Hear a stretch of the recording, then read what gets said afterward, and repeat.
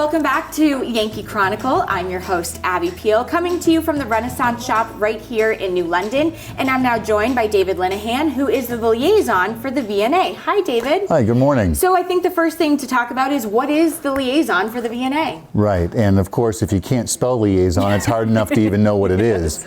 But the way I look at the role is it's sort of the customer service rep, but not only for the customers trying to access the office, but the office trying to access the customers. So it's very much a middleman role. Yes. It's just something where you're helping the communication, and sometimes because of that relationship that you've developed somewhere, you might know the super secret backdoor number to get that answer ASAP for someone that needs something right now. And you must have a lot of connections too, because it sounds like you need to piece a lot of puzzles together. I'm getting more and more, and Yeah, I think part of the role is also understanding that I don't know everyone and don't know everything. So being willing to ask who could help me in this scenario. And what I've learned, I've only been up in this market about a year and a half now. Okay. What I've learned is it's a very small, interconnected area.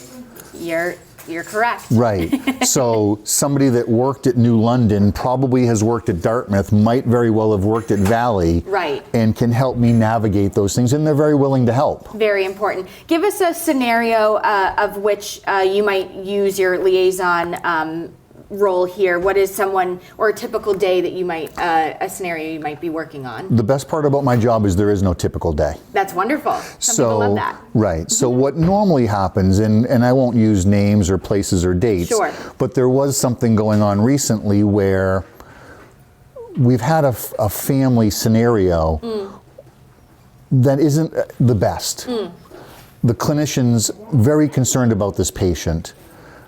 They've been in and out of the hospital numerous times. So me being aware of this person's name was trying to be on the forefront of getting, hey, dear case manager at local hospital. Sure. Somebody's going to be showing up on your doorstep today. We have concerns about them. Let's talk about them in depth if possible. Got it. That was just the door opener. Right. Then the information came from the clinical team as to what they were really looking for. Sure. And it was my job, or so I felt, to give each side as much information as I could and then get out of the way. Right. And that's hard for me. But I think you do a good job. I don't know. So talk about the liaison role in the hospice department. Sure. So within hospice, and I know Sheila touched on this earlier as you were chatting with her. Yes. We do this every day. Right.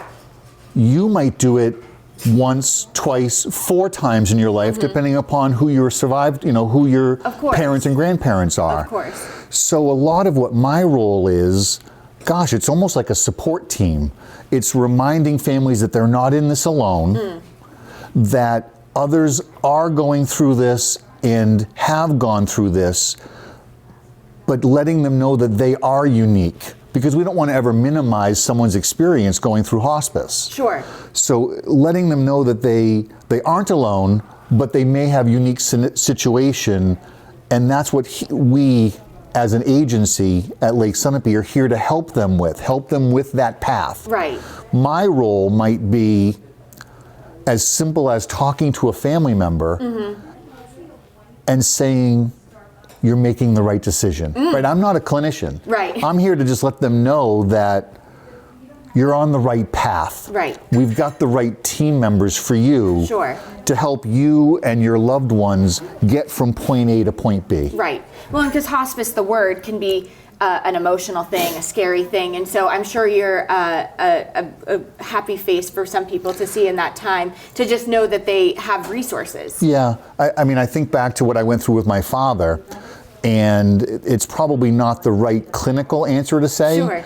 But when my dad and I were talking about hospice and palliative care, I said to him, Dad, if you have 2 weeks, 2 months, or 2 years left to live, how do you want it to look?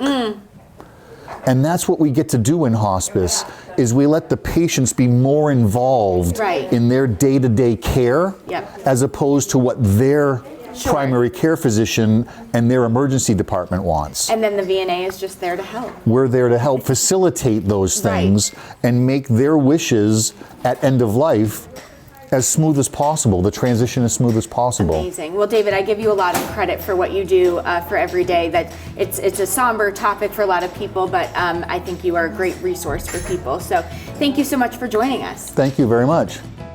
When we return, Sue Ann Bottomley will introduce us to New London A to Z, her new publication that you will want to have on your coffee table. Stay tuned to find out what this is all about. But first, these words from the good-minded folks that make your Yankee Chronicle possible.